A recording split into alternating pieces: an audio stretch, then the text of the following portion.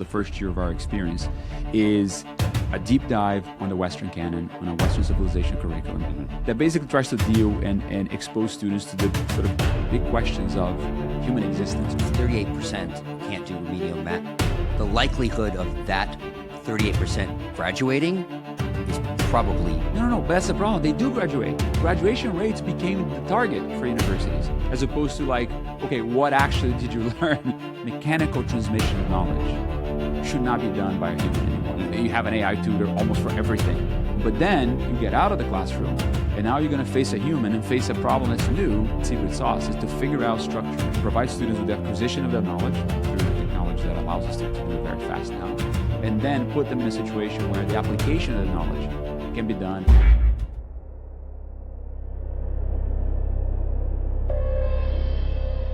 Austin will go through kind of a rebirth.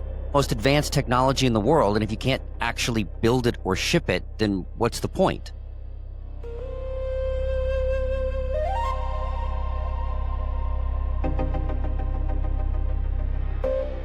You need storytellers who are able to paint the picture of what's happening at the frontiers of technology.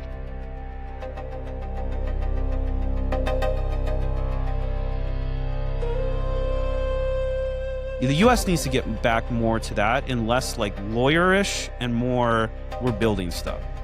The frontier isn't just a place, it's forged in the fire. Welcome to Austin Next. Carlos, welcome to Austin Next. Thanks for having me here. So I was looking almost 3 years ago, I had your predecessor on when just kind of the big announcement of UATX. Right. Where are we now? 3 years in, couple of classes? Well, we're here with 2 classes. We have now about 150 students in our campus. We now occupy 2 large floors in what was once a big department store in downtown Austin. What was once the biggest building, I think, in downtown Austin, so the Scarborough building. Where the biggest building has changed a little bit since. A little bit yeah. since. No, it's very, it's very different now. But we sit in the corner of 6th and Congress, which is an iconic corner in the state of Texas, which I think is a pretty cool aspect of what we're doing. So 150 students. We have freshmen, sophomore. We're now admitting our 3rd class this coming fall of working on that, hopefully to get to 100 students in that class. Our goal in the short term is to get to about 500 students in this first iteration, total in steady state between freshmen and seniors. And I think we can do that in the space that we're in right now. And I think the indication this is working out is that we have perhaps the most or one of the most talented classes in the state of Texas in year 2. Our freshman class is, measured by SAT scores. It's just like incredibly talented. And if you have a chance to go talk to these individuals, you're like, wow, this is like a really special group of young adults. They are obviously free thinkers. They are ones that are now looking for a credential. They're looking for the education that we're putting forward in front of them. We're not yet a place that, carries the brand and the prestige, right? So you know that they're coming here for the right reasons. So things are in great shape. We went on a very important round of funding this past fall, where we through a tiny little gift. A tiny little gift, this $100 million gift from Jeff Yaz was to establish this. Although it's an enormous gift, and I'm so thankful, but it's also a big challenge because with that gift we made a commitment not to charge tuition and not to receive government support. So those 2 things are large sources of revenues for all my competitors. So you burn the boats, basically. Exactly. I burn the boats completely. And the idea of not charging tuition is really to try to make sure that we have a full attachment to the success of our students. So the notion is that we're investing in them, and our success in the long run is going to be their success. So we're trying to make this as a you pay it forward once you are successful. So we have a lot of skin in the game to make sure that everything we do is in the interest of adding value to our students to get them to the best place possible for them to be successful. Otherwise, we cannot be successful. We're perhaps the only university that in its ethos, in its existence, is fully dependent on the outcome of our students. So how does the math work? Because obviously alumni donation is a very normal part of any university, but then by not taking government funding, by going free tuition, are you looking for like twice the normal rate that people are getting? Is it 10 times? Like what kind of bet are we making? That's right. So the basic math is this. This $100 million was to create a $300 million fund. So we're raising for this fund. And this fund, we are about 120 in. This fund is what gets me to my calculations of bridging me to a number of alums that, 20 years from now, let's say, right? that will be out there doing great things in the world and enough of them, right? And all I need is for, on average, them to give me back what it costs me to educate them. So it's as simple as that. So the math is, now, this works if you build a system where the cost to educate them is not incredibly bloated. Right. If I bloat it up, then I'm in trouble, right? And that's exactly the nice discipline of this plan, is that I have You've seen all these administrator counts at these schools. The student count is relatively stable, and then the administrators just keep going up, right? Right. I mean, if you look at a lot of liberal arts colleges, which is the best comparison set for where we are in our journeys right now, the sort of more elite ones, right? They might spend between $100,000 and $150,000 per student per year. We're aiming at 50. Give me a full-time, tutor. Like, give me one teacher for that, right? Exactly. Everything, right? Like a perfect. So we're aiming at 50. Okay. At this point, and absolutely is doable. There's no reason not to do that. Now, that comes without a lot of frills, right? So the fact that we are in an office building downtown, which is very nice. If you've been there, it's very nice. But it's the picture I have of like the TV kind of college, right? Correct. Like, but then you don't go out and have this sprawling lawns and all this. It's in downtown Austin, right? It's a building. It's very efficient. So we're trying to do everything we do. We're really thinking about, well, that dollar counts a lot for us, right? So let's be efficient. Let's focus on the product, which is the education. Make sure the education is as good as it can be, the instruction as good as it can be, and get them really ready for whatever is next for them. So and that's the math. So as long as on average, my students are giving back what it costs me, with the number of people that we have graduated in the future, that should give us a sustainable path. So what about the tension between, and I don't know if UATX is going to go this direction, but the fact that most universities, it's the education and the research. And obviously that comes with a different dollar figure. And the research to some extent is heavily funded, depending on the kind of research, is heavily funded by government. Right. NIH, NSF, et cetera. Yes. And in indirect cost funds, some parts of the university research that's not necessarily. So I think what that means for us. You don't want overhead of 70% on all your NIH grant? That's right. So I spent my whole career in business schools. So I was a professor at the University of Chicago Business School and then at the University of Texas Business School. And business schools are generally not... A little bit of a quant guy then? A little bit of a quant guy. So my PhD in statistics, and I spent a lot of time working on machine learning, and that was my background. That might be a good time to be thinking about machine learning right now. A little bit, yeah. No, it was before, all the names change, and now it's AI. To me, it's all statistics still, like probability theory, right, linear algebra, but then, it becomes there's iterations of names that becomes this amazing things that we're building these days in the world, right? Okay, but going back to the funding part. So not all parts of the university, the research is funded, of the typical universities, is funded through government money. The business school research is not, right? The government's not giving grants for people to study finance or accounting. Sure. That's really funded in that case by the revenue stream that the school generates, and yes, by some subsidies from the state of Texas because, they're like endowed chairs or exactly, things like that. A lot of philanthropy and things like that. Right? I think what that means for us is that some aspects, some parts of research, we're not going to be able to achieve anytime soon. The stuff that needs like the giant labs and the giant sort of like infrastructure that comes, a lot of it with government support, we're not going to do anytime soon. So I think in our journey here, our scholars, the ones that we hire right now, they are educating our students. They are doing research, but they are humanists, they are economists, they are people in math and computer science, and that can be done with partnerships with the private sector, that can be done with the philanthropy that we're creating, generating. It doesn't need the government support. So I think that constrains, the choice of not going with the government constrains a little bit how far we can grow in our research portfolio at first. But my vision is that I prefer to think about a world in which the private sector starts being, really involved in research as well, as they do right now. If you think a lot of the great things that are happening in the world is happening in the private sector. Maybe not so much the basic research, but a lot of obviously in AI and engineering, the private sector has the best minds right now.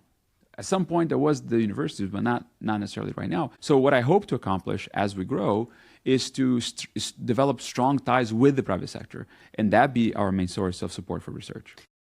Do you think about research in a different, because you're starting a blank sheet of paper and how to build? There's a lot of things we need all this physical, whether bio or right, whatever, that you need this physical infrastructure, but then because of the technological innovations that are coming, you see things like the Arc Institute, which is 5 years old at most, and the amount of innovation coming out of them. Now, obviously, that's privately funded by, Patrick Collison, and I'm assuming many others as well. Right. But you can do things that weren't possible before, given a different kind of footprint. Correct. And I think part of it is the legacy. The universities are they're ossified institutions. I mean, let's be frank, right? Mm-hmm. They do, there's a lot of great things still that come out of our big system of universities that we created. But at what cost?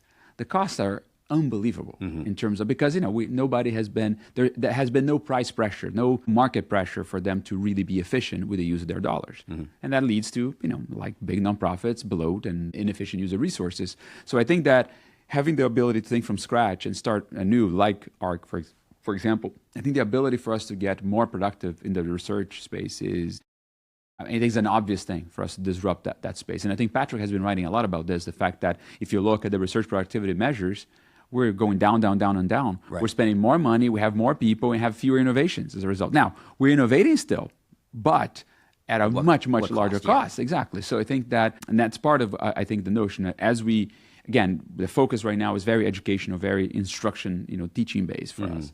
But as we develop our research, the research is going to be a growing part of our endeavor here. And that, I think, the opportunity to build that in partnership with people, the private sector, that have a market pressure on them, I think is an opportunity to make this a much more efficient system than now. Why is it that a super smart person in any field of study, right, would prefer to be in a bureaucratic institution that spends a lot of money inefficiently and makes them fill a lot of paperwork and DEI things and training that's irrelevant and yada, yada, yada, versus going to a building that's like bare bones with the money actually being used to do the work that they want to do and just go do the work, not the bureaucracy. So I think we have a lot of opportunities to reinvent that. So I'm going to play devil's advocate for a second. There is the value of scale, right? This is, okay, we've got that, yes, they've gone too far in the bureaucracy, but there's a point of like, okay, having centralized these systems, having labs that multiple people can use or centralized kind of things. How do you balance creating that scale that you want and the efficiency of it without going too far and creating the bloat? That's a tough question, right? Because you're absolutely right. The scale matters, and gains of scale in some areas can be very, very, very important. The reality, however, in universities is that there's not much scales. You're talking about, you see a building, that building is like cut into many different pieces with many different groups. They have their own stream of funding with the layers of bureaucracy that just makes everything slow to move forward. And then you have things like, for example, the procurement aspect of it, right? Every year, people go like, oh, who needs an extra computer? Because, the money's running out. If we don't use it, it goes away, type thing, right? So I think it's the scale, it makes sense theoretically, but when you look at how it operates, I think there's a lot of waste. It's not fraud, but when people talk about waste, fraud, and abuse, it's just waste. I don't think it's not fraudulent that people are spending the money. It's the rules they're given, but people don't use the resources as effectively as they should. So one of the complaints that I have coming outside and looking at universities, whether it be at UT or like UC San Diego, which is where I went, which is, okay, they have 10 entrepreneurship centers. You're like, that doesn't make any sense. Why do you have that? And obviously, a lot of the origin of that is the funding source, whether it be government or whether it be the philanthropist says, I want to make this box and this thing.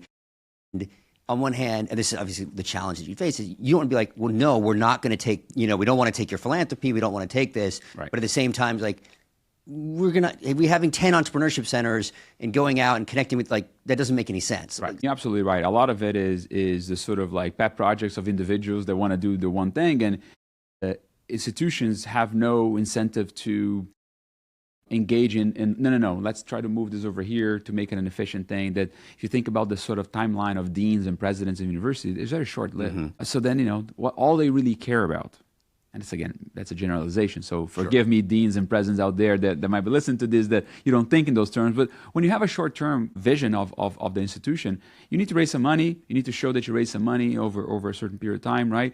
Those institutions have the movement in the ranks they don't quite really exist. If you're UC San Diego, you're good and you're going to stay good. And there's not much of a fast signal of efficiency or of results that particular leader might actually imprint in the institution during the time that they're there.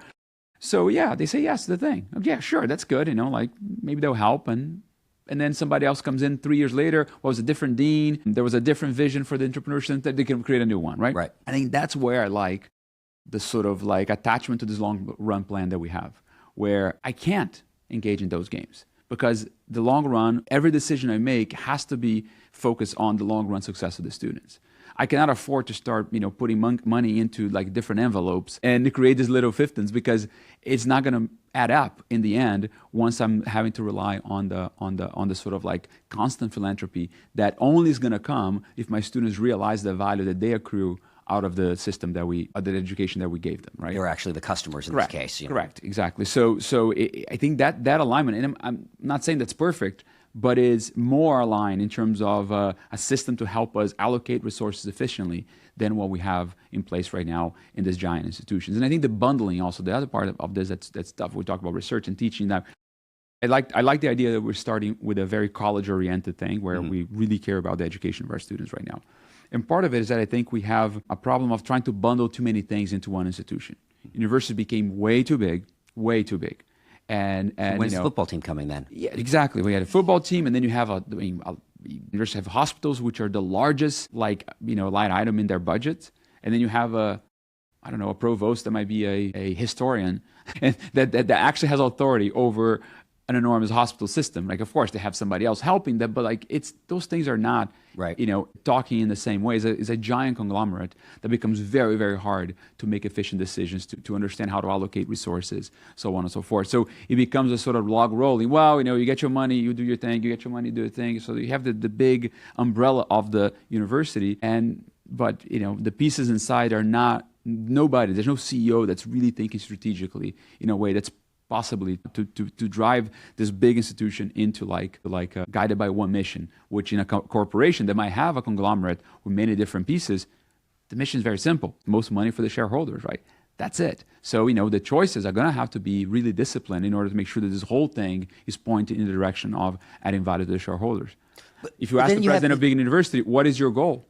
They're going to say, they're going to say 15 different things, and they might be in conflict with each other. And it becomes very, very hard to manage. But isn't this then, in manage, I think is the key word, that back to the kind of, it's become a cliche now, the manager mode, founder mode kind of idea. And when you see there seems to be a difference, obviously, when you have these large companies that still maintain the, whether it be Meta or SpaceX or things of that nature, that are able to make there's an alignment between the mission and the shareholder value, right? Versus as you get to these large conglomerates, when you see, and that's why you see some of these turnovers of, Sure, but corporate America, for the most part, we have a very good system of if a big company that once was profitable was doing well and is sort of going away from that mission, well, we're public markets. Activist investors come in, Warren Buffett, Bill Ackman, whatever. Those people come in and they really change things around. There is a constant way, if there's an inefficiency there, the market will come and try to resolve it, right? So that, I think universities are ready for... You got regulatory capture that's right, the whole other problem, right?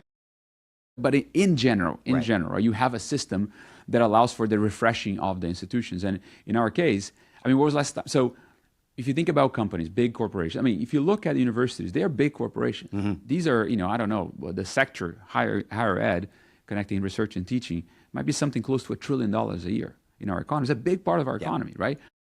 It is the one sector of our economy where there's no churn.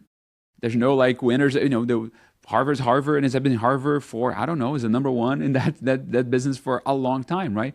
And there's no mechanism. There's really, really no mechanism for change, for refreshing.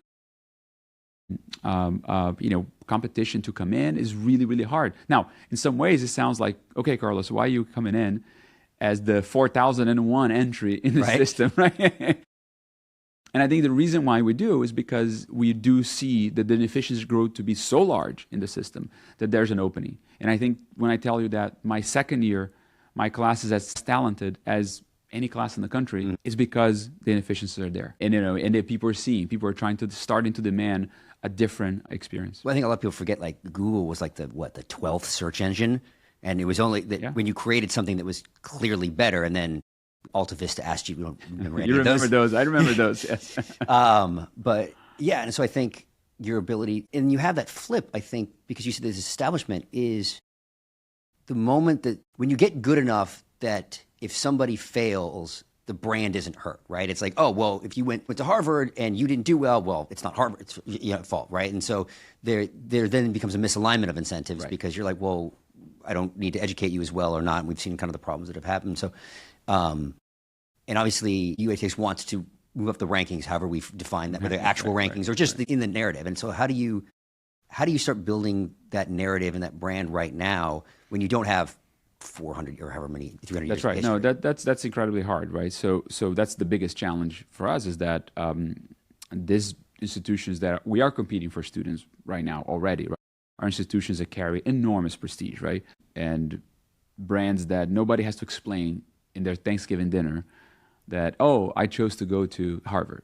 No one got fired for buying from IBM. Exactly. No, you go to Thanksgiving dinner and say, I'm going to UATX. I'm like, huh? Wait, tell me about this, right? So now this is exciting for some, and it is. And I think that's why you get the free thinkers and the sort of very high agency students that we have right now.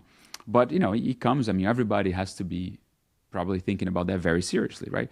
Now, I think that the way to do it is to really, really build an undergraduate experience that is, the goal here is very simple. We want to make the best undergraduate experience. I want to make sure that every class counts, that nothing you do in the time that you're here is going to be wasteful. And show the world that. Show the world that here, there's no class on BS this, BS that. No, it's going to be on things that we deem really important to advance a human forward, right?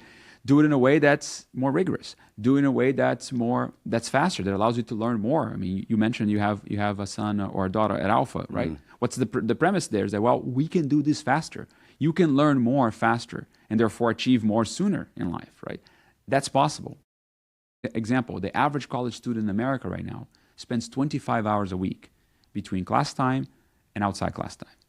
25 hours a day. So imagine you're paying, 80 grand for your son or daughter to go to college, and they're just like hanging out 25 hours a week.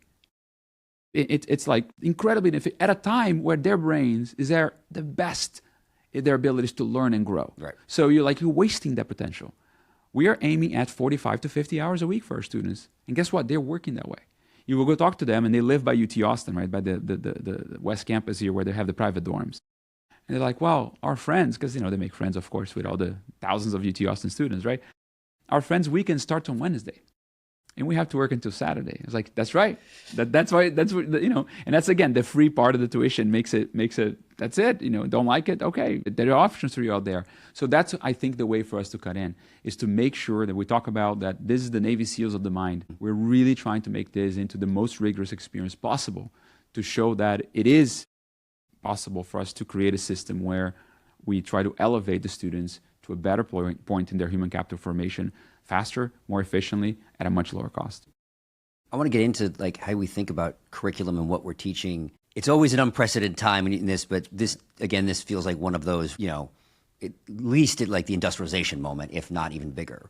And so, my 12-year-old is coding like crazy, and he started 4 months ago, and purely just from vibe coding. Now, obviously, he's getting better and learning the mechanics. And I can't, literally, we had an idea that we wanted to do something in the house. We're like, well, we'll just have him do it. So what do you think about is that you need to teach versus, the soft skills, the way to think, the hard skills, which in many ways, that I think that's the part that's really shifting, right, very quickly. Right. Not only just from what we should be thinking about going forward, but just taking the technology shifts so quickly that you're there's if you're going to be chasing the tail, if you start thinking, oh, I'm going to teach this today and then tomorrow is something different, right? So that's a very hard question. So it starts, I think, from the premise that I said this was a softball interview. Exactly. I think we start with the idea that there's something that is enduring, and we see our core curriculum, the sort of first year. Let's put it.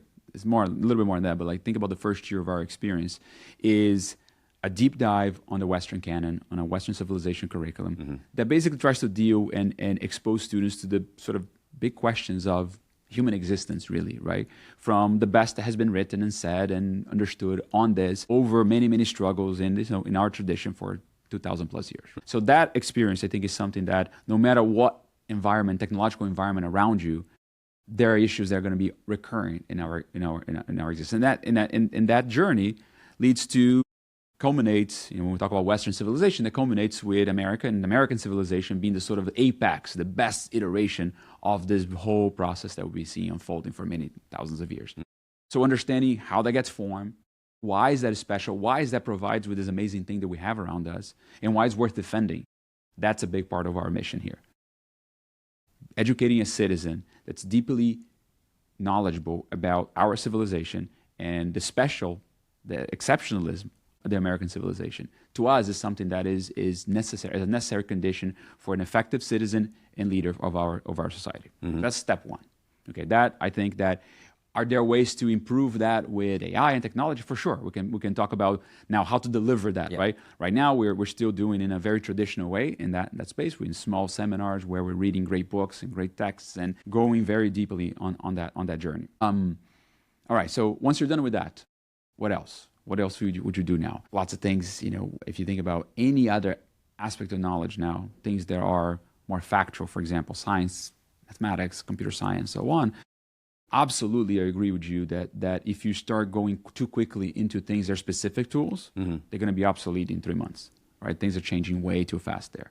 But again, you need to focus on the things that are enduring, the sort of concepts, the sort of ideas that no matter what technology we have around us, that's going to be an important thing. So economics, I think, is a great example. If you think about the sort of like big lessons of economics that we learn over the years, right? If a person understands opportunity cost, for example, right? That's something that it's going to be important no matter what tools we have around us. Does the way that we teach need to shift in the sense of we spend, let's take math and economics as an example. I was like an econ minor, so we spend so much time, I feel like, on the calculation and not the abstraction. I will never forget this. I was in my upper division micro, and I was doing the midterm. The TA goes and gives the derivation of the supply-demand curve, and I remember somebody raising their hand going, okay, we got the math. Why do we do this, right? And we spend, and I think math as a whole is... But that has always been, right? There's always been the challenge of like, yeah, I can have a bad teacher focus on the details and do the mechanical part of a certain aspect of knowledge, right? And then people not understanding why we're doing it. But I don't think I think it's the way that we've done, like math forever has been that way. I mean, like, look, I went up through calculus. The number of times I think I've used calculus in my work life is 0, but the idea of a derivative, is a concept that's important. It's important and set with me. Exactly. But I think that it's the way we've taught that way forever. That like, here's the mechanical aspects, and maybe 5% on it. And my question is, start with calculators, computers, and like we're getting so good on the calculation aspect of it.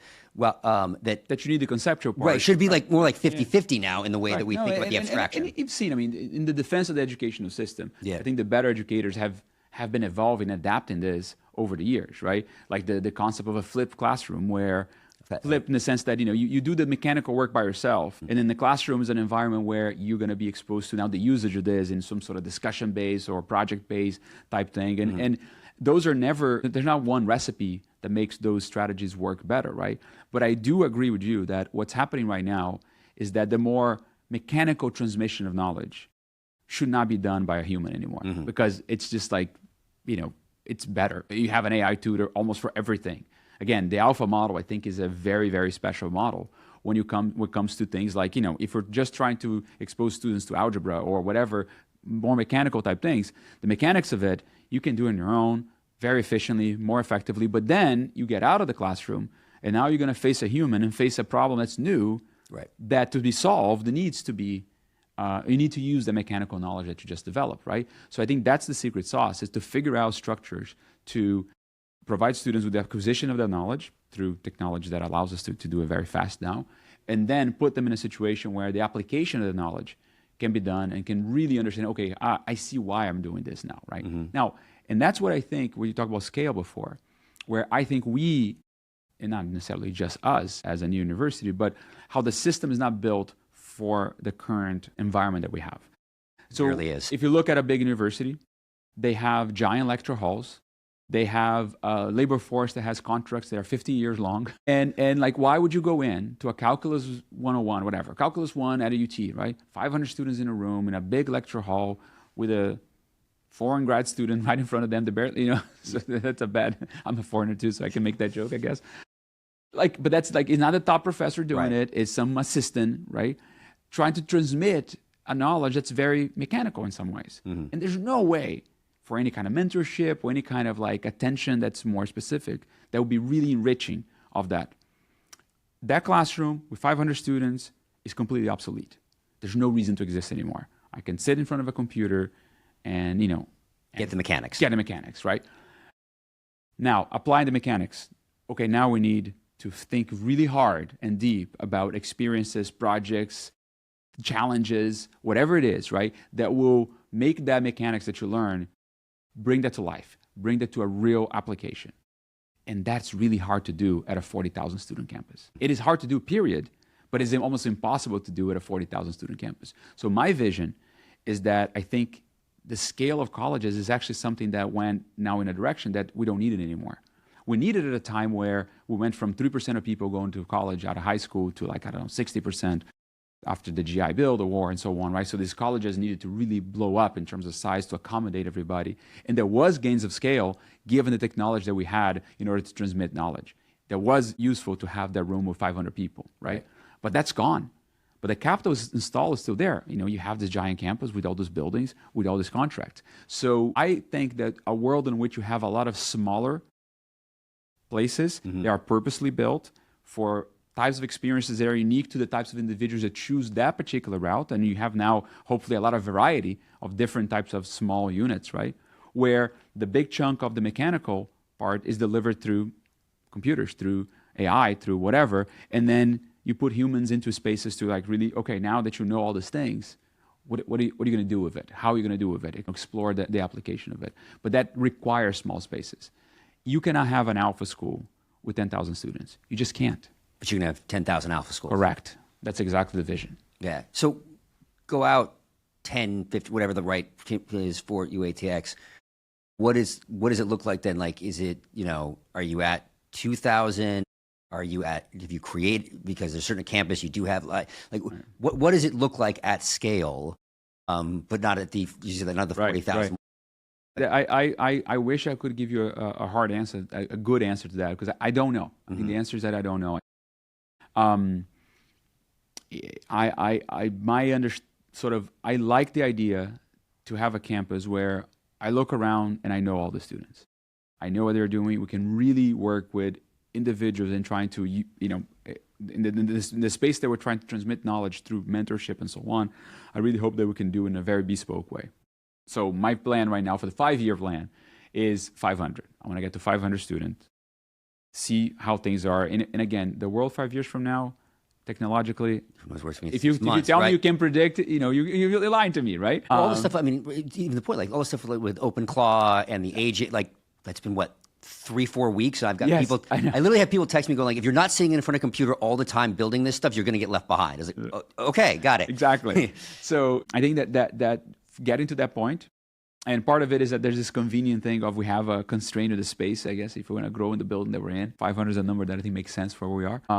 At that point, we need to revisit and see, okay, what makes sense now given the technology? Does it make sense to open it, have UATX 2 somewhere else, almost like a replication of it as we're talking about, as opposed to just one that grows, maybe different units, focus on different aspects of it. Maybe we do one that's very engineering focused. Is that kind of what you're doing with in Bastrop? Yeah, so Bastrop is an experiment exactly in that direction, right? So, and by the way, going back to this notion of creating experiences, it's exactly what we're thinking about there.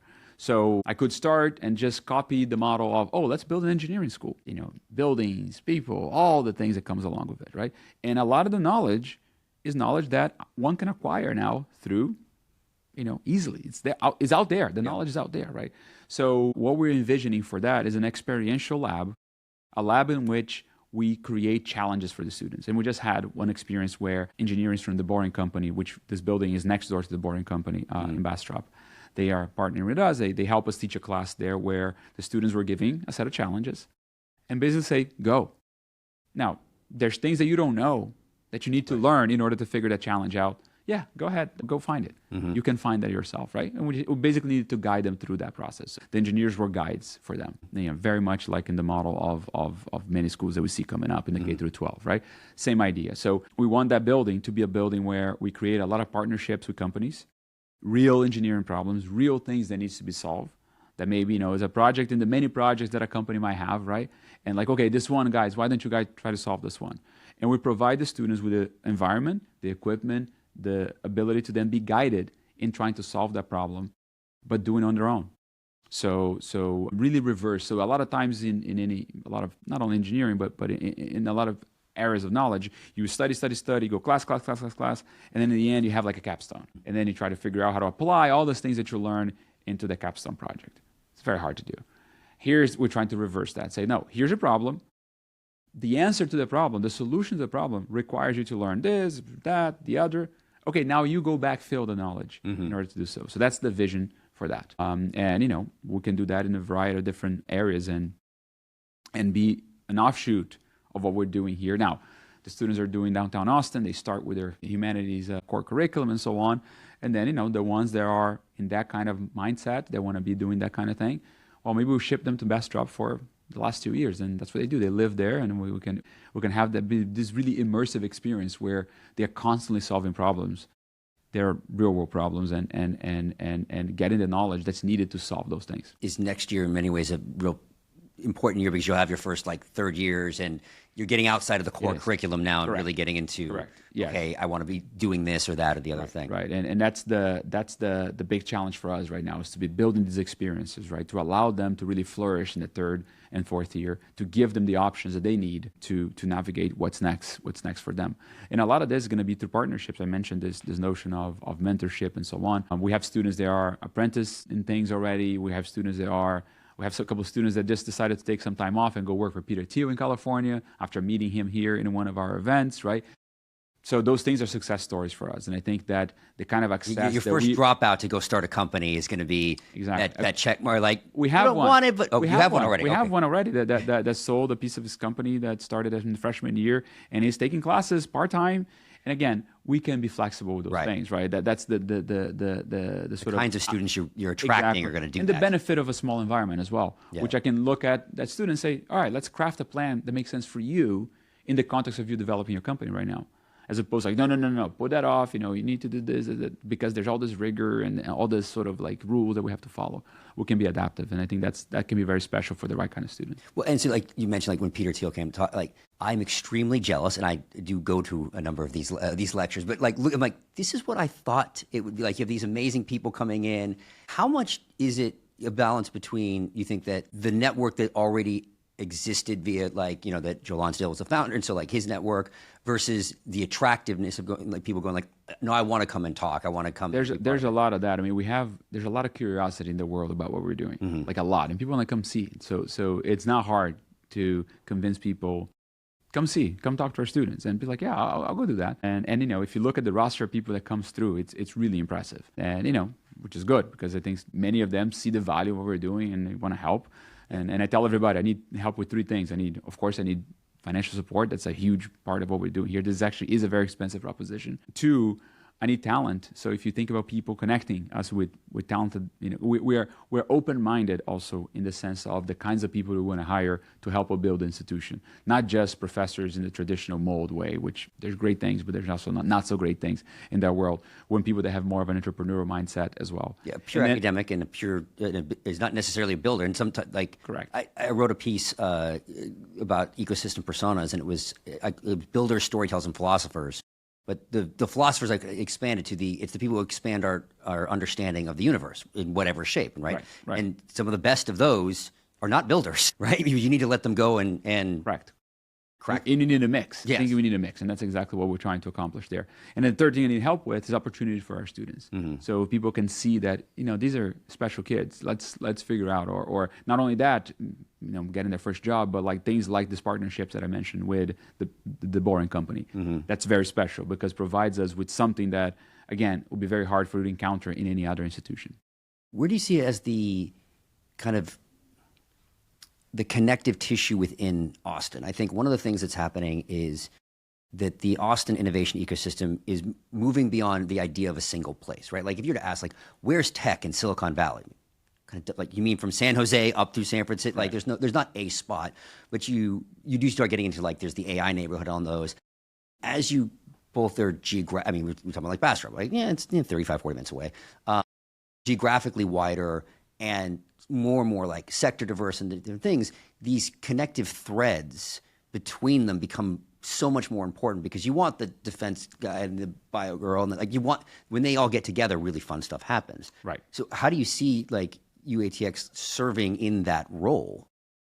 I think so. As a connector, I mean, it's as you said, right? A place where people convene can be very helpful. We're next door to the Capital Factory, for example, and we have a little partnership with them. We're trying to figure out how to best develop the partnership. But that's the kind of thing. There you have folks from the military, you have folks from startups, you have folks from all sorts of different areas of technological development, right, happening. And trying to build a purposeful relationship with them is something that's in our plate right now, because I think that can be pretty helpful. And that's one reason why we do you mentioned the events and the types of things people coming through, right? It's part of that is to show that we're also like this thought leader in the town, right? That downtown Austin didn't have as much of that kind of activity as it does right now through what we're doing, right? And I think that's a place where people mingle, people connect with each other, people see what's happening and get a sense, and no better, in some ways, no better connection than the talent that you can generate, right? So everybody's always looking for talent. I mean, you know this, how hard it is to find the right talent for whatever thing that you're trying to build. I've always been impressed whenever I talk to the students. And exactly. So if we're perceived to be a place like, you go there and you bump into kids that are actually pretty interesting and impressive, that might be a good connection for you. I think that's one way in which we become part of that connective tissue. And there's many other avenues in town for that, right? But I think we're adding to that ecosystem. It's funny because I think I moved here in 2020, so you're here, obviously before that. There's a sense that people were saying like pre-2020, great meetup groups, all these kind of connective things, and then they all died during COVID. I push a little bit if they were that great. They might have found a way to survive, right? Kind of situation. So a lot of the stuff that I think is happening today in that connected is all almost like net new. Like it was kind of creating new things, whether it be like the Austin Business Review is a great, newsletter that goes out about everything that's happening, to UATX, to like the boardwalks and all that kind of stuff. Right. And so how do you help kind of accelerate that? Because I think that those creative collisions are one of the things that make the innovation ecosystem really thrive. And I think that we are very fragmented. I think just... You still think, yeah. It's fragmented. It's not the same as siloed in that it's that people don't pick up their head. Like, I'm working, I'm doing, and I don't realize, oh, wow, this is so like, I'm in the biospace, and nobody realized how large it was in Austin because everyone's like, oh, I'm just sitting here building, right. And there wasn't that thread. They kind of went through. People like, oh, great, now we're going to get. I realized that this is that and the other thing, and so trying to fix that. But so I think those threads become so vital in this that you have it happen. No, I agree, and I mean, I'm not aware, for example, how extensive the biospace is in Austin. It's something that I think a lot about the software part, and the it's just something that sixth biggest in the world or in the country. So it's pretty impressive, right? Figuring out ways to improve on that, because we have almost a responsibility to show our students, right, what's possible around here too. That's one aspect of it. But I think it's a matter of experimenting and trying to continue to figure out ways in which to bring people together. One example that we have this thing called the Austin Exchange, which was like a bunch of students that entrepreneur students that decided to do something with entrepreneurs of UT Austin. So they get together a lot. I mean, if you look at the roster of people that go through the events that these kids organize, it's like incredible. And that's just like, 10 kids from one university, 10 kids from another university working together in making this thing work. So in one world, people would see us are you competition for UT Austin? It's like, of course not. We're adding. We're making this, we're like Stanford and Berkeley are beneficial to each other in the Bay Area, right? Unless they're playing football. Exactly. Texas and Austin in particular, Texas at large, we don't have a lot of variety of universities. For the scale, for the size of the state, for the economic power of the state, if you think about the sort of prestigious, elite sort of institutions, we don't have that many. We need more. And I think that our existence, especially where we are in the location, in association with other things that are happening in town, is just adding to that mix in a way that hopefully connects things a little bit more, right? So I see that this is a sort of like a rising tide, that all these boats are rising, right? Yeah, and they might seem fragmented, but I think all of us are getting to slowly know more about all the opportunities, all the things that are happening, and our students is a great vehicle. They are young and looking for things, right? Which I think creates they are faster connecting the dots than some people like me or you at times because of where they are in their journey. As one of the challenges, so I don't have data on this, but it's definitely feeling in that I think that Austin's innovations ecosystem is amazing and really good for, I'd say, people who are like 30 and above, right? Like people who, it's very family friendly. People come, we moved here with little kids. And I feel like one of the things that we're missing is that very vibrant, call it, early to mid 20s. Yeah, there aren't the hacker houses. Maybe they are, but not nearly as not near as much as San Francisco. Right. Yeah. And you have some of it. I think is maybe changing now because we're having a lot more rocket ships, both figuratively and literally, that people are like, I want to go to. That's right. This that's and what I was that. going to say. I think that you still have in California. It's a gravitational model, right? Yeah. You have all this really powerful young minds that concentrate around San Francisco, and you saw after COVID, you saw San Francisco decaying population. And then AI comes in and boom, right? Because again, it becomes like that is the hub. But that's all software. It's all software. I think Austin is diversifying because we are in a place, in a state where you can build physical things. Crazy thought. A crazy thought, exactly, right? It's kind of obvious, I think, what's happening is that there'll be, the software prowess of California is not going to go away. I mean, anybody that was predicting that going away made a big mistake. But you're building foundational AI models. Go to San Francisco. That's right. That's right. And meanwhile, I think there's a lot of applications of it, physical applications of it and so on, from the defense tech industry to all sorts of other things. It's happening here. Texas is going to be a big player in that space for sure, because of energy, because of space, because of lack of red tape, et cetera, right? So I think that's happening already. I think and maybe that's not yet as it's harder, right? Because you can put people in a house with a few computers, right, and create something really special with software alone. And that's the thing that is different when you're thinking about, oh no, now we're talking about physical things. Well, now it requires a factory, it requires a lot of things that takes more time and capital and is not just as bootstrapped up, right? So I think maybe that's the reason why you still see this sort of feels like somebody has to be a little further along in their journey in order to engage in something that requires the ability to say, listen, I need actually a bunch of capital. The seed money for something that is in the physical space is much larger, right?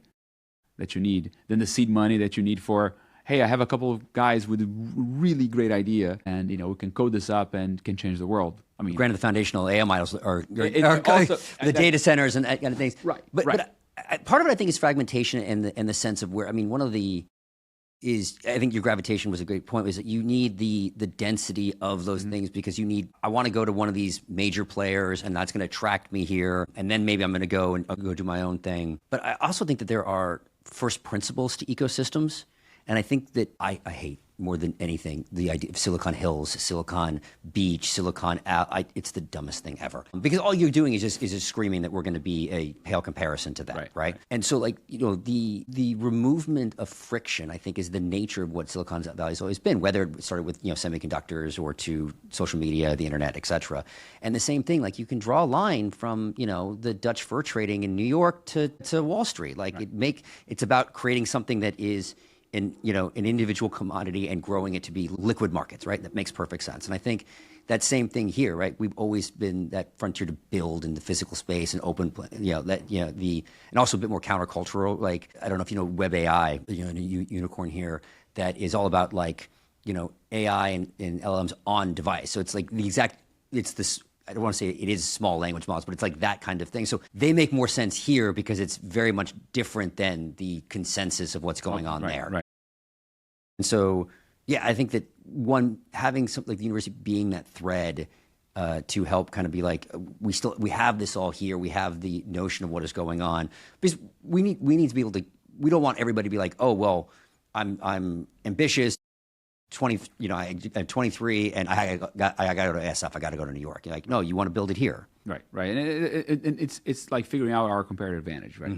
What it is that it makes it really special about us, and not just trying to replicate what was special about what made Silicon Valley, right? Yes. Absolutely right. There's learnings you can have, but you also have those same learnings from like Renaissance Florence, from Industrial Manchester. Like there's things that you should do and not do. Right. But and our journey as a university also, that's part of it, is trying to figure out what it is that, we're still in this very, very early stage, right? And in any early stage company, if you don't focus on a market and you crush that one market, it's not going to, if you try to be everything for everybody in your early stages, you're not going to succeed, right? And that's part of the difficulty, challenges that we face, exactly that, what it is, the narrow market that we want to, first capture in order to then grow and become more successful. And I think the narrow market, to some degree, we're trying to reestablish the importance of a Western civilization curriculum, reestablish the notion that we're proud Americans here. We have a flag in the main atrium of our institution as a symbol, not just a decoration. It's like a guiding principle of the institution. We really care about building citizens of this nation that are going to be, builders of this nation, right? It's people that want to defend this nation forward, and not in a defense way, right? But like really defend the principles and so on. And I think our universities, for the most part, have been agnostic about that. Well, that's not our job. Like, no, it is our job. We see that as a primary part of our job, right? So I think Ben Shapiro has his notion of lions and scavengers. It's this mindset of like, it's like to try to draw a line that's not like left or right or whatever, trying to say, okay, there's different kinds of people, right? Builders, the lions, that's the kind of individual that we want to be, really educating and putting forward here. Now, they come from all sorts of universities, of course, but that's a big part of what we're trying to do, making sure that that there's a talented group of people in downtown Austin that not only they're talented, but they have the right mindset. They believe in a future that's better. They believe in the system that we have around us that allows us to build great things, that they're not scared by the AI revolution. They're excited about the AI revolution. That is what I want people to know, so that they come to us and, yeah, that's the kind of people that I should be hiring, I should be connecting with, that we should be building things around. Why Austin? I think if I looked in hindsight, looking back, I was like, well, okay. You need to ask Joe. No, but it's funny. On one hand, is like you would say, okay, because Joe was here, right? And like that was. But I think you describe a bit. I mean, Austin in 2020. But yeah, what I was going to say, the education, innovation, and experimentation that's happened, it was kind of an under the radar thing, and now you're starting to see like, no, actually, it's happening here a lot in this. And back to our first principles, that like, why does Austin seem to run with that so much? You going back to your point of what makes a place different, right? So that there's a little bit of a can-do attitude here. I mean, if you spend enough time around Texans, there's like, why not, right? Yeah. Let's try this thing. So that's one reason. I think you still have that in this town. When I moved here from Chicago, one thing that was very, very obvious was that you are in a place where people think that there's things ahead of them that's better, that they are building the future in a way that Chicago is holding on to a past, and sort of like things are slipping away, right? It's a town that's amazing in a lot of ways still, but it's not moving. The sort of growth is not. We still grow in Texas at the Chinese level rates, right? So Texas is still growing at a pace that people are complaining right now. Oh, house prices not going up so much anymore, or whatever. Slow down a bit, right? But the pace of growth in Texas, economic growth in Texas, is still incredible, right? And that comes, I think, with a lot of optimism of people being like, yeah, we can do things here. We can try different things. You combine that with a government that's less intrusive. It's easier to do things here because, the paperwork is less burdensome, right? So in the education space, it's a very regulated space, very regulated space. Even us in Texas, to start a university, it's really hard from the regulatory perspective. But it's more possible here, right? Still, and you have more friendly attitude in the regulators about, yeah, new things, cool. And I think you see that in the education space as well. So it's a combination of people that have a more open mind. There's a lot of variety. I think that's the other part too. If you think about the sort of intellectual diversity of Austin, compare that to San Francisco, there's a lot more diversity here. I think San Francisco is from an ideological point of view, is very uniform, right? That it is the ideological diversity of Austin, which I agree with, but is not the brand. The brand is, in many ways, it's the same as Berkeley, and there are certain things that are happening. They're doing that. Yeah, because we try to imitate the bad. Yeah, right. That's right. But like you still live in a red state that's right. deeply conservative, that permeates. People drive, right? If you drive 20 minutes west of here, you are in super conservative country, right? Yeah. And if you drive 20 minutes east of San Francisco, you don't. So I think that makes people with different attitudes and different ideological inclinations. You actually know people that have different views than you do. That's right. You bump into them, you work with them, and that I think creates the sort of motivation for different things. The sort of, there's, you can choose. I mean, if you think about choosing schools in Austin, there are a really wide gamut of opportunities, from, very progressive things to very conservative things, individual, micro, this, charter, whatever, all sorts of things, right? And I think it will be harder to find that kind of variety in a place like San Francisco. So because of that combination of the attitude and less intrusive government, you see this explosion going on here. What do you think which is really exciting? About I find it was a really interesting tension in Austin of there is a lot of people, myself included, I think you, is very optimistic about the future, wanting to build the future like that. And there's also such a negative nostalgia. He was it was great when I moved here. It was always like Austin's always dying. And it's funny because you look at like, I remember when I first got here, somehow I think it was on X, like a Statesman article from like the 80s. It's like traffic sucks and too many people are moving here. Yeah, yeah. And I think somebody even had an article from like the late 1800s that was the same, right? Right. And so it feels more, I've lived in Southern California my whole life, but like that does feel like a bit more of an issue sometimes in Austin. And I think there's a lot more transplants also. It's like, well, it's perfect when I came, That's right. That's right. And I think that the part of that is just the speed of movement, right? So they change very, very fast. I mean, I got here in 2009, and the tallest building in town, I don't know, maybe it was the Frost Building. Okay. You can't even see, if you just look, you can't see the Frost Building. Yeah. So that's like, I think that's not that many years, right? That many years. And then people that had a house, humans are sometimes, they have a hard time dealing with that kind of very, very fast-paced change. This was a sleepy town. This was a sleepy town not that long ago. And became like a booming town, right? So I think it's the compounding effect. It was going, but then when you hit that threshold, you're like, oh my God. Right. And so it's hard to look and objectively say, oh my God, the traffic. No, it's not that bad. This is a really easy place to live still. This is really, houses got expensive, sure. But, other than that, but still more affordable than a lot of major cities. It's always your comparative point. We became a major city. That's the point. And, major cities come with a lot of great things, but comes with, more congestion, more. Everybody.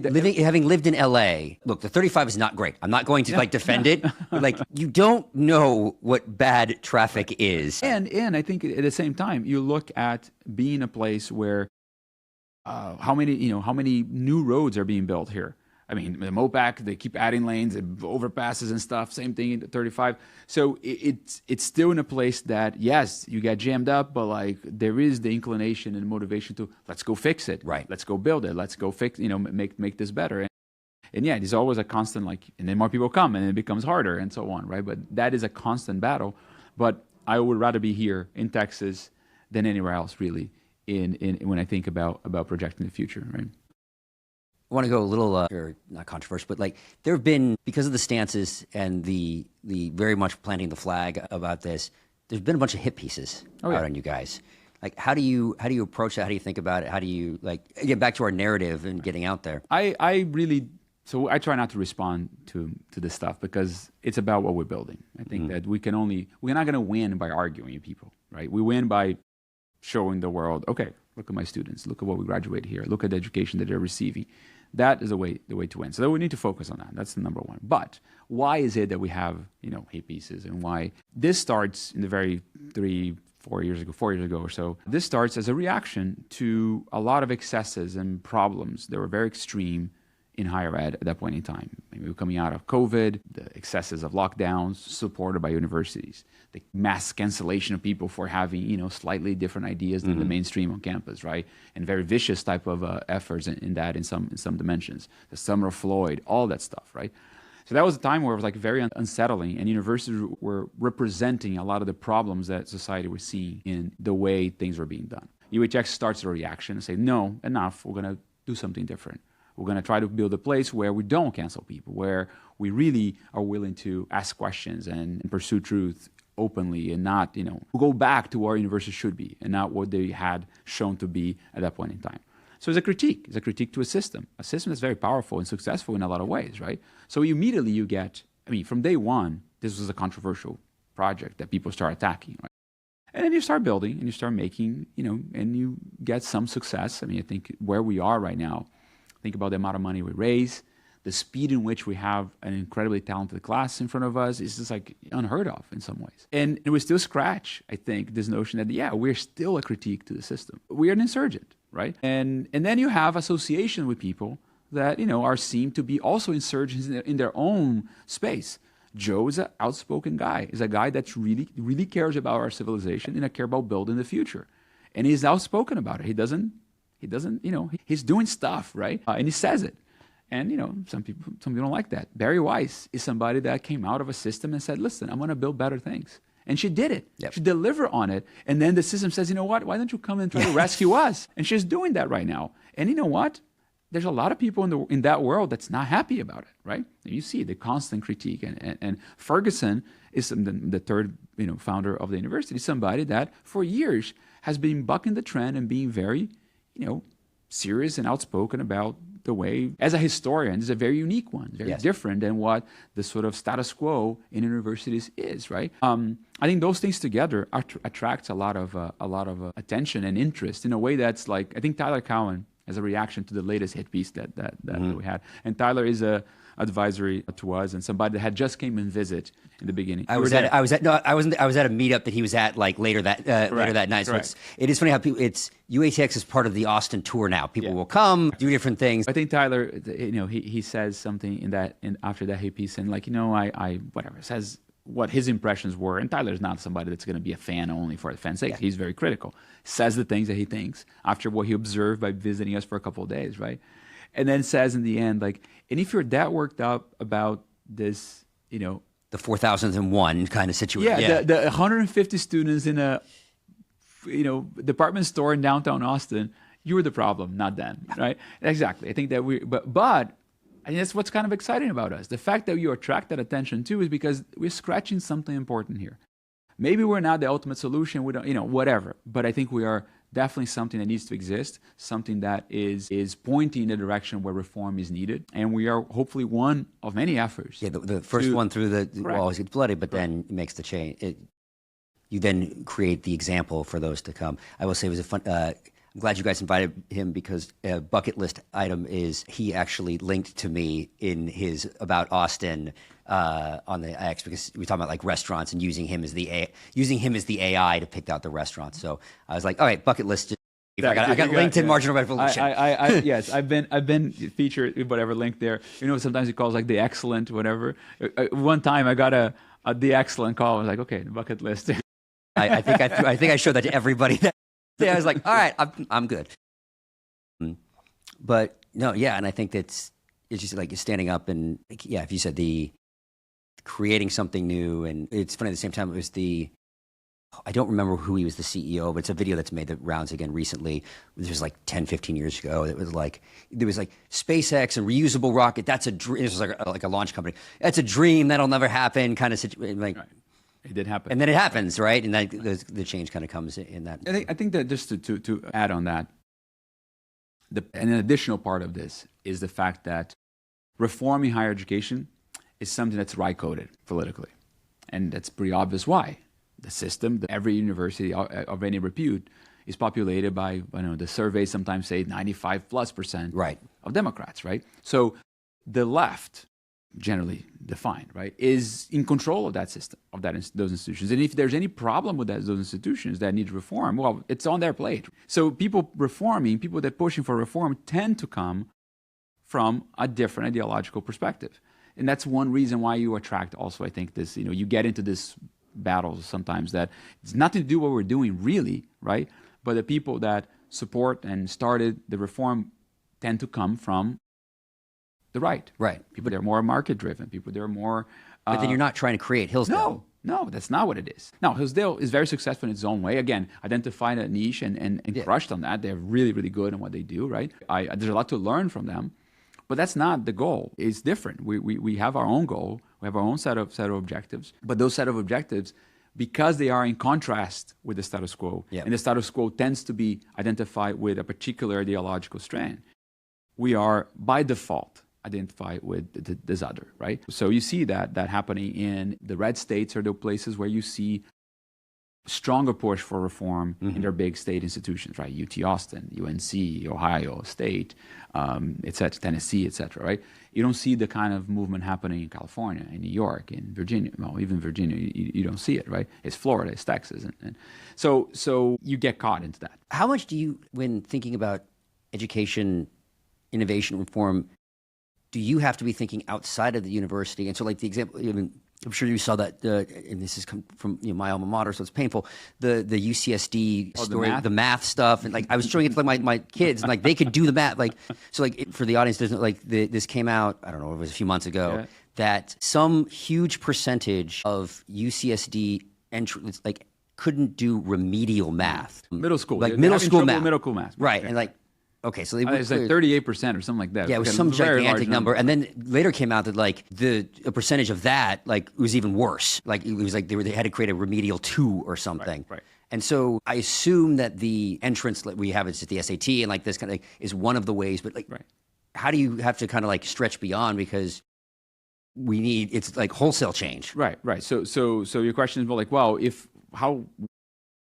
downstream of all this, right? Exactly, downstream. How much can you do if the kids come in? And now, given our size, right? So the fact that K through 12 in America needs reform, again, is kind of obvious. Yeah. And once again, is one of those things that gets divided into party lines, right? School choice, which is something that allows us to have all the variety of schools that, hopefully more and more people are going to have access to in the state of Texas, is something that comes from always the right? So and again, there's the association. Even though it's been great in DC for a long time. Even New York City, right? The charter schools, they do a great job there and so on, right? But there's enormous resistance for them to grow and have more and so on. Yeah. Anyway, so that's, again, unfortunately, it becomes like a political battle and something that should not be. It's about like, making better educational experience. Now, but I think, and nobody will say that, oh yeah, we have a great system right now, right? So people understand that we need reform in K through 12, and you see things like that, people getting degrees, finishing high school, and not understanding basic concepts that they should know in middle school. That's really, really problematic. Now, we don't suffer quite yet from that. And partly because, again, we're so small, right? And we can be very, very restrictive. I mean, we are the most meritocratic admissions process in America in some ways.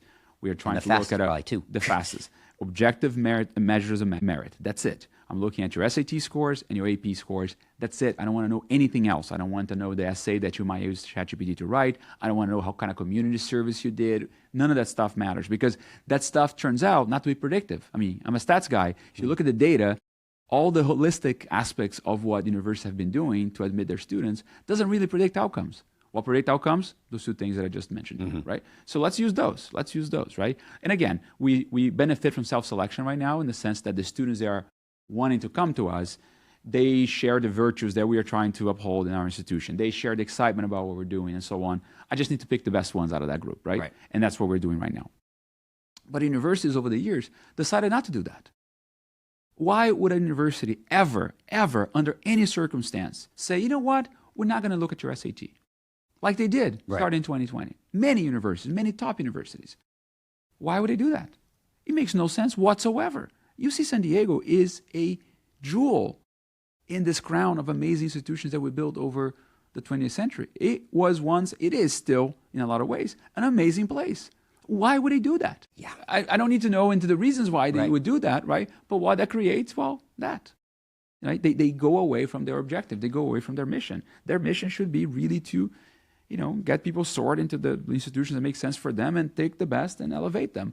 It cannot be that you're taking people that cannot do basic math, right? Because you basically, the erosion that creates in the institution. Because once you get rid of standards in an institution, right, it becomes very hard for that not to contaminate everything you do. Well, the next class, a person comes in, well, I cannot fail that kid, and the great inflation that you see happening in the universities, like if everybody gets an A, at the same time, right, you have those people coming in without the ability to do basic math, but grades are A's for most of it, almost everything. Yeah. So there's something going on here that doesn't add up, right? And I'm sure, I don't think in that study there was, or that data set that came out, they had this number, but like if 38% can't do remedial math, the likelihood of that 38% graduating is probably... No, but that's the problem. They do graduate because the standards were watered down inside. Are they even... So that's the thing, because graduation rates became the target for universities as opposed to like, okay, what actually did you learn during those? So if graduation rates are the target, well, guess what? If you force that as a set of incentives, I know how to do it. What gets measured gets managed, right? Exactly. Yeah. Exactly. What gets measured gets managed. And I've seen this firsthand at UT. There has been a huge pressure over the years to increase our graduation rates. You see what happens. It's a natural, well, I guess, yes, and then grade inflation goes up and everywhere. Every university, grade inflation becomes this huge problem, right? Yep. Where standards are being diluted. We actually fight grade inflation. Every one of our classes' curve is an average B. So getting an A at UATX is an achievement. If you get a 4.0 GPA out of UATX at the end of 4 years, that's an incredible achievement because every class you sat through is capped in its grade distribution, right? That's one way for us to measure, not only provide a clear signal of of achievement in a class, but also a way to measure. Let's say I'm teaching a class, and then it turns out that, man, whatever I put in front of the students, almost every one of them deserves an A. And I might need to go to my dean and ask for a special permission to give more A's than what the rules allow or something, right? Well, that's an indication that I'm not teaching the class hard enough, that I'm not pushing the students as far as they can go if everybody's getting an A. So that's a mechanism for you to keep up and pushing things forward, right? As opposed to not. And you know, so I started teaching MBAs at Chicago, I think 2006. What I could teach in 2006 is an intro class in the MBA. I cannot teach it now. And I was teaching MBAs until last year here at UT Austin. That's as simple as that. I can tell you, I can show you my slides that I was teaching my students in 2006, and I show you my slides that I was teaching my students 20 years later, and I had to water it down. And that's not okay. And again, the system around me made me water it down, because if I kept those standards that high, guess what would happen? I mean, nobody gets C's in MBA classes anymore. That's it, right? It's a real problem. This has been great. I always end with the same kind of question. It's a new question this year. When we think about like what's next on your radar, what's like a trend, a technology, an experiment that you think represents a critical hinge point going forward? What are you kind of paying attention to? I'm really paying attention to the notion of something we talked about earlier about the acquisition of knowledge through technology. Mm-hmm. I think that's, to me, the most exciting part of what's going to happen next in any kind of educational environment. Again, I mentioned Alpha a couple of times. What you see happening there and the data that's coming out of there is like, whoa, you're seeing firsthand. You have a kid there. I don't, but all I read about it, what I'm seeing by talking to people, it is incredibly impressive. And I think figuring out how to use that, how to leverage that ability in our environment, to me, is a very exciting challenge. But as we talked also earlier, the speed in which this thing is changing is hard for any institution to figure out, okay, do I contract with someone? Mm-hmm. And then tomorrow that someone is obsolete? And do I develop my own? Like, that would be incredibly expensive to do it. Do I go and try to knock on XAI's door and be like, hey, can you be my guy on this thing? They're doing their thing, right? Putting data centers in space right now. That small I think it's small problems, exactly. Yeah. But I think that's is actually a fundamental problem in human existence. Like if we're able to really figure out how to use technology to get us smarter, faster, more capable, more able to do things, right? Well, we ought to do it. And I'm really excited to see how that, and combining that with a sort of humanistic education that we care about, because we know that, I mean, to use a word that's hard, not everybody will agree with, the soul of that individual, right? That individual it's still a human. There's something about being a human that's special, that conscience, and how to combine those two things. It's, I think, the challenge that it doesn't keep me awake, it keeps me excited, because it's a really amazing thing to be able to build at this stage that we are in the technological development. It's a challenge, and then to build the future. Yeah, exactly. Carlos, it's been a lot of fun. Thank you so much. This is great.